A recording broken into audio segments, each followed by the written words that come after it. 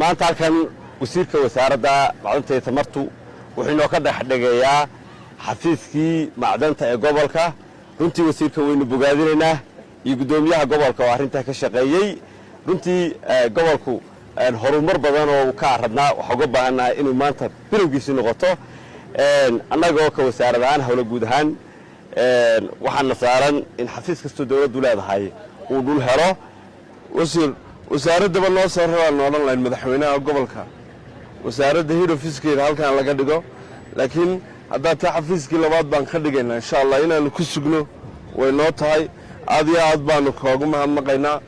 dhulkaa cabirkiisu yahay 40x40na sidiisaasaynu kuugu diyaarinaynaa nashqadaa ku samaysan doontaan haddii alla idmo. waxaana rajaynaynaa inuu degdeg u dhismo haddii alla idmo. waxaynu halkan ka dhagax dhigaynaa xafiiskii wasaaradda tamarta iyo macdanta ay ku lahaan lahayd gobolka Sanaag, gaar ahaan magaalada Ceergaabo. insha allahu tacaala waxaanu ka dhigi doonaa haddii ilaa yidhaahdo dhismihiisana waa dadejinaynaa. waxaanu ka dhigi doonaa xafiis annaguna aan ku shaqayno, shaqaaluhuna halkan mararka qaarkood soo guuraan. maamul daadejin fiicanna aanu ka samayno haddii ilaa yidhaahdo. aad baad u mahadsantihiin. guddoomiyaha iyo isduwaha waa uga mahadnaqaynaa. dhulka cabirkiisu yahay 40 ah. guddoomiye waxaanu ballan qaadaynaa insha allah inaanu dadejino dhismihiisa haddii ilaa yidhaahdo. idinkuna waa nagala shaqeynaysaa.